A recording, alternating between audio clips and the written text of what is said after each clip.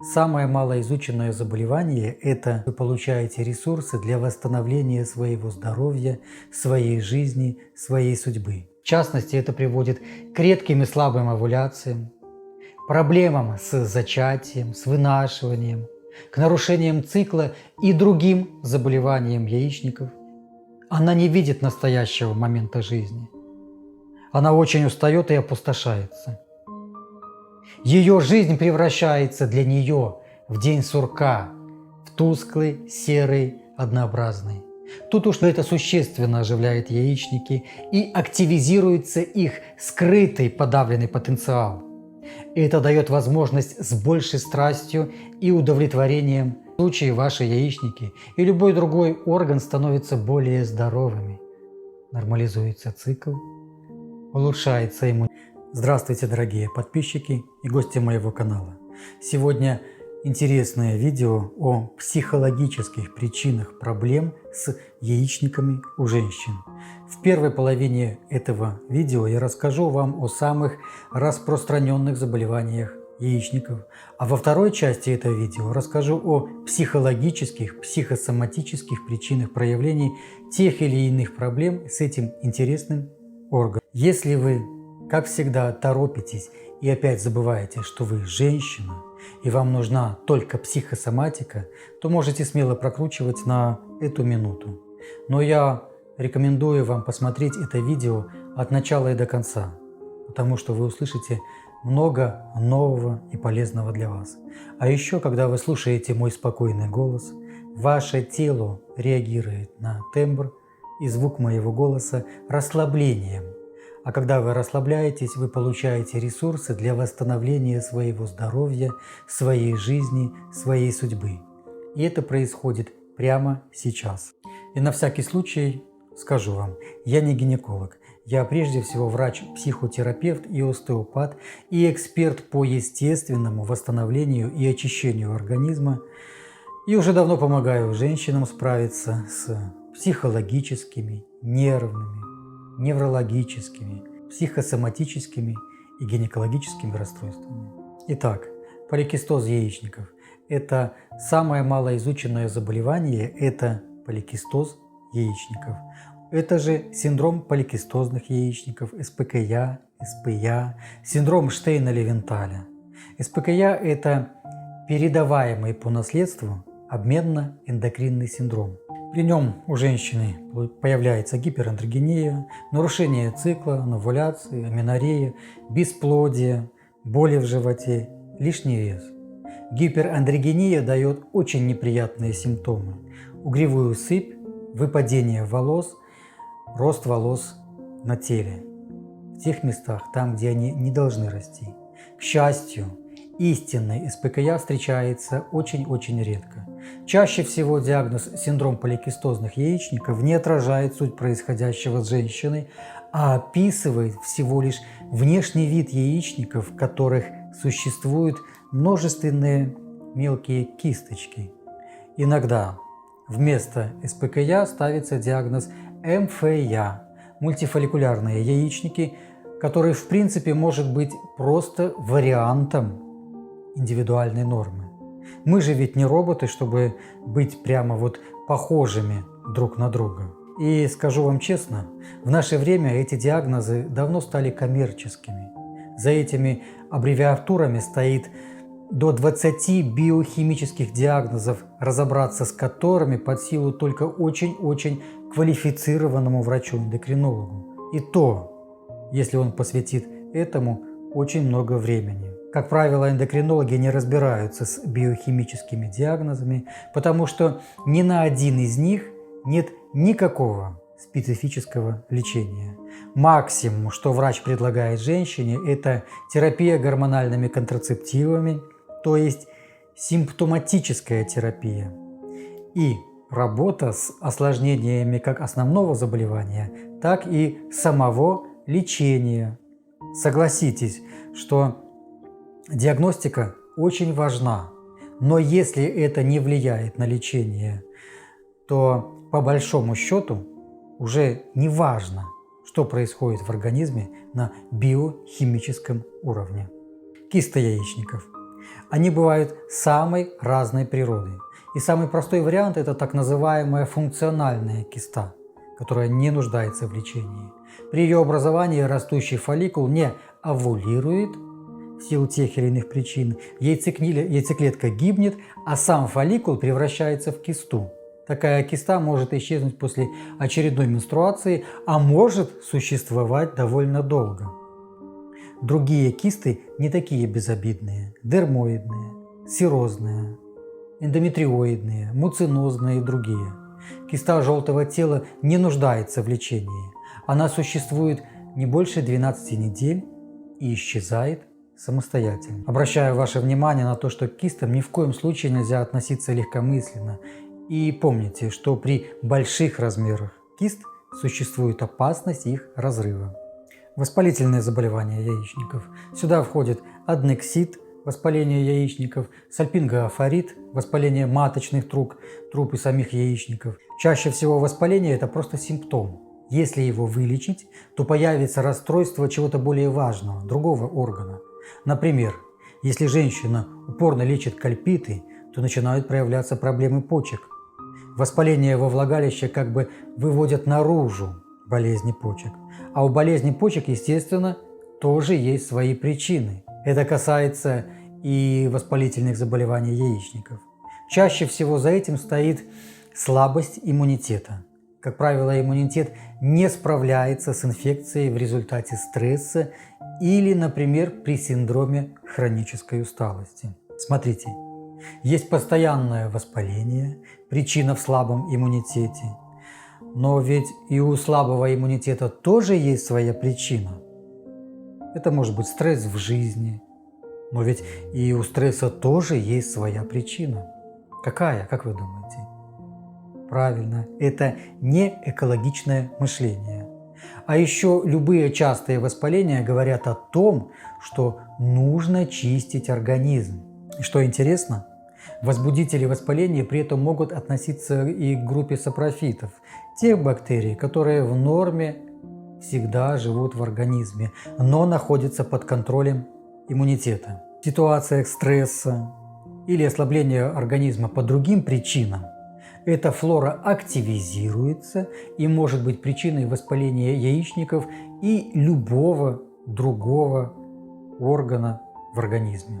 Раннее истощение яичников до 40-45 лет. Это когда яичники снижают свою функцию. То есть в силу тех или иных причин у организма нет ресурсов для поддержания регулярной менструации и овуляции для беременности. Причин много. У меня есть несколько видео по истощению яичников. Посмотрите их, и вы многое поймете. И помните, почти любое истощение можно восстановить. Главное – не наделать никаких ошибок. Психологические аспекты заболеваний яичников такие. Смотрите, яичники – это прежде всего часть вашего тела. А тело всегда стремится выжить, проработать, устранить внешние и внутренние факторы, которые разрушают тело. Любые заболевания, в том числе и заболевания яичников, по сути являются механизмами адаптации тела, его попыткой уравновесить перекосы в вашей психике и в вашем образе жизни. Если личность не хочет или не умеет участвовать в адаптации к текущим событиям жизни, то это делает наше тело, делает так, как оно умеет. У него своя логика жизни. У тела нет осознания, оно не осознает само себя в отрыве от нас. Оно просто приспосабливается к тому, как мы живем, и потом не обижайтесь, если вам не понравится, как оно приспосабливается. Поэтому очень важно при любом заболевании найти его психологическую причину, понять эту причину и проработать ее. Именно это я и говорю, всегда говорю на своих консультациях и тренингах. Кто умеет слушать, тот слышит меня. Она меняет свою жизнь, и тело реагирует на это радостью в виде вашего здоровья и благополучных изменений в вашей жизни. А если женщина не слышит меня, она делает ошибки и начинает лечить симптомы болезни. Дальше это не дает результата, или же результат всегда кратковременный. А сейчас давайте немного разберемся. Какие же есть варианты психологических причин заболеваний яичников? Психологические причины поликистоза яичников. Где-то прочитал, что при поликистозе организм запутался. Он не знает, мужской он или женский. Яичники вырабатывают андрогены, и большое количество кист как бы это большое количество сперматозоидов. И в то же самое время в яичниках начинает зреть много яйцеклеток, которые не достигают зрелости и не овулируют. Но честно сказать, эта теория у меня не вызывает никакого внутреннего согласия. Вообще никакого. За 20 с лишним лет консультирования женщин с теми или иными расстройствами, в том числе с поликистозными яичниками, я ни разу не видел запутанной в гендере в своем поле женщины. В основном я видел несчастных женщин, которые просто хотели наладить свою жизнь. Видел женщин, которые находятся в глубоком стрессе. Они хотят восстановить здоровье. Я советую вам начинать понемногу изменять свою жизнь. Питание, вводить специальные упражнения при поликистозе и травы для лечения поликистоза яичников. Вводить самонаблюдение за собой и за своим циклом. И естественно, большинство из женщин прекрасно вынашивали и рожали здоровых малышей. А еще мы работали со страхами, с неуверенностью, заниженной самооценкой и, конечно же, с глубоким незнанием и непониманием своего организма. Вроде бы простые вещи. Менструальный цикл имеет две фазы. Первая до овуляции, вторая после нее. Но то, что первая фаза может продолжаться месяцами, женщины не понимали. Они думали, что менструально-подобные анувуляторные кровотечения первой фазы цикла после приема гормональных таблеток и есть менструации. Глупости. Откровением для женщины являлось то, что у нее прекрасный, индивидуальный, нормальный менструальный цикл. Просто длительность его больше стандартных 28-30 дней. Мы разные. И нельзя всех подгонять под одни общепринятые стандарты.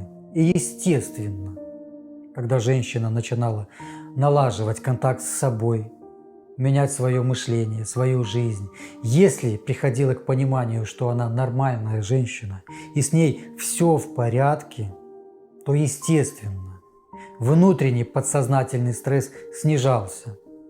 Вслед за этим снижался уровень андрогенов. Надеюсь, вы меня услышали по поводу СПКЯ. Психологические причины кист и опухоли яичников. Говорить о психологических причинах кист яичников сложно, потому что все кисты разные. Например, у женщины вот-вот случится овуляция, у нее стресс. С большой долей вероятности организм не даст пик лютeinизирующего гормона, и овуляция не произойдет. В такой ситуации фолликул, скорее всего, превратится в фолликулярную кисту. Но вот и как здесь, скажите, пожалуйста, оценивать психологические причины? Считается, что психологическими причинами кист и опухолей яичников является нарушенная самоидентификация себя как женщины. Буквально женщина не знает себя как женщину и начинает вести себя как мужчина. Она начинает конкурировать с мужчинами. Организм реагирует на это выработкой гормонов стресса и повышением уровня мужских гормонов. Происходит блокировка овуляции и образование кист. Кисты в данном контексте рассматриваются как хранилище обид, страхов, стрессов, внутреннего психологического напряжения, несогласия, негативных убеждений и прочее, прочее, прочее.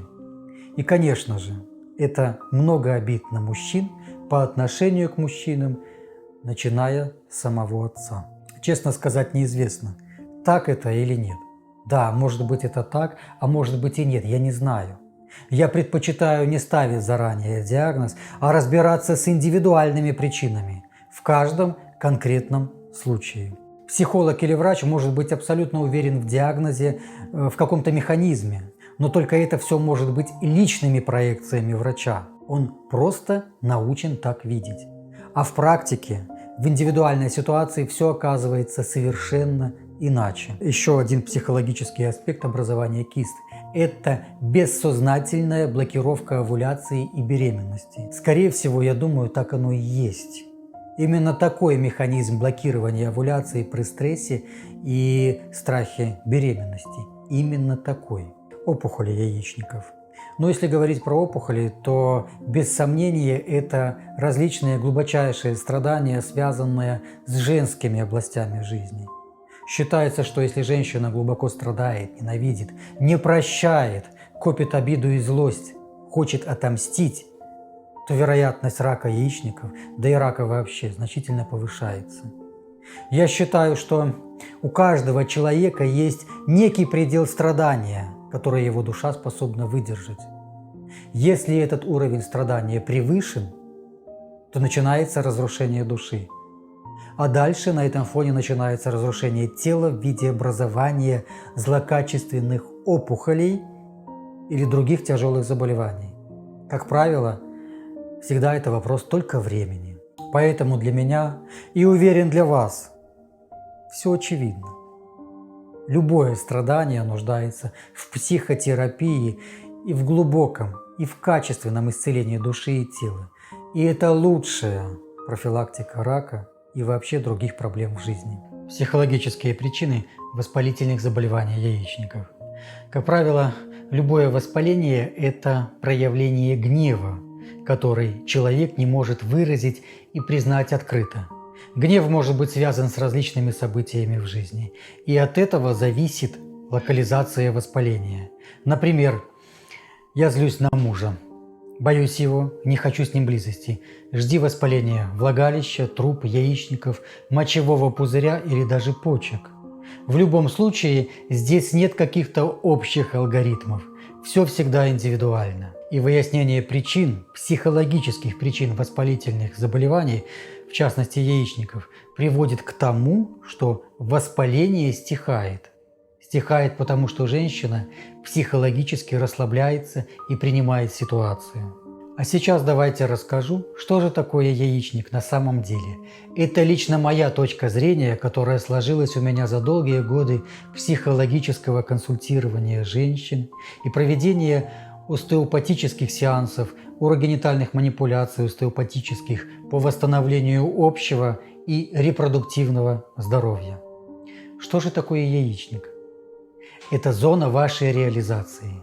Это зона вашего сотворения и созидания. Это создание нового, это творчество в широком смысле этого слова.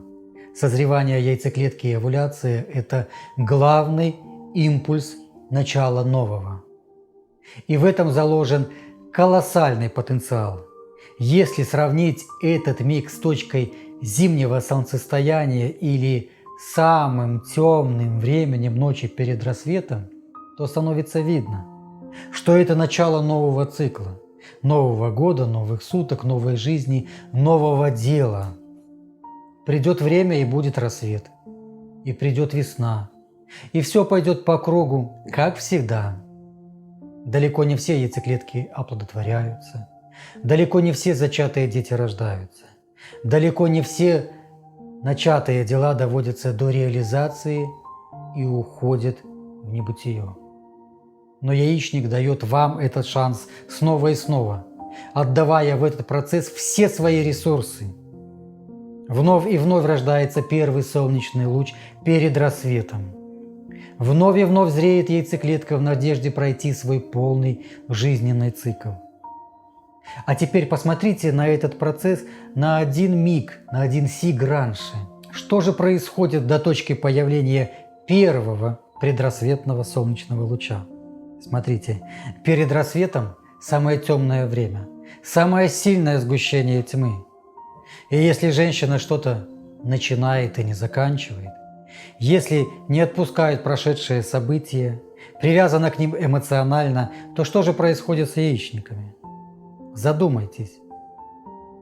Если прошедшее, прошлое не уходит, если вы мыслями там, в прошлом, то будет ли сильным и здоровым импульс для развития чего-то нового?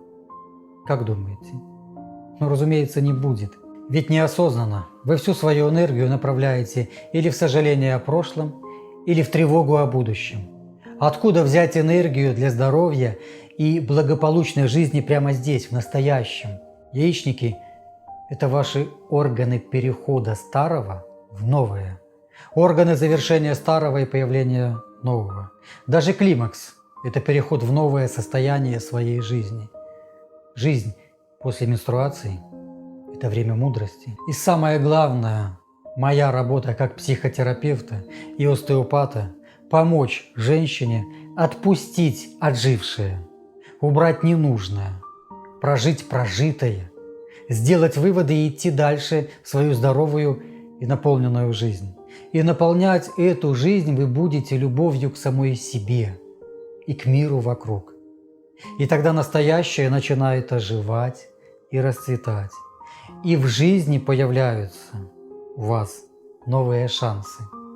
В своей многолетней практике я постоянно сталкиваюсь с колоссальным страхом у женщин что-то отпустить и дать этому своему страху символическую смерть, символически умереть. Страх смерти, глубинный страх внутри каждого из нас лишает нас новых шансов. В частности, это приводит к редким и слабым овуляциям, проблемам с зачатием, с вынашиванием, к нарушениям цикла и другим заболеваниям яичников и других органов малого таза. И если женщина буквально тащит всю свою прожитую жизнь, она не видит настоящего момента жизни. Она очень устает и опустошается. Ее жизнь превращается для нее в день сурка, в тусклый, серый, однообразный. Тут уж не до новых шансов и красок жизни. Яичники откликаются на это снижением своей функции, появлением заболеваний, потому что именно они несут на себе всю тяжесть прожитого, но не завершенного, не отпущенного. Практика показывает, что если женщина обучается правильно отпускать прожитое, принимать мир вокруг, находить контакт с собой, расслабляться, то это существенно оживляет яичники и активизируется их скрытый подавленный потенциал. И это дает возможность с большей страстью и удовлетворением начинать новое в своей жизни, начинать достигать своих результатов и потом спокойно и без сожалений отпускать их и двигаться дальше. И это дает ощущение благодарности и реализованности. И в этом случае ваши яичники и любой другой орган становятся более здоровыми. Нормализуется цикл, улучшается иммунитет, и женщина перестает тратить силы на прошлое, на вытеснение стресса, травм, обид, напряжения. У вас улучшается жизнь, у вас улучшается качество жизни. А я говорю вам спасибо. Спасибо, что посмотрели это видео до конца. Подпишитесь на канал, мне будет очень приятно. И я, как всегда, желаю вам счастья и здоровья. Когда у вас будет возможность, вы можете позволить себе записаться на платную онлайн-консультацию или очную консультацию по видеосвязи или ко мне, или к другому психологу или психотерапевту. И уже на этой или следующей неделе начать восстанавливать свое здоровье. И физическое, и психическое, и душевное. А я желаю вам счастья и здоровья, как всегда. Ваш доктор Павел Сапелов.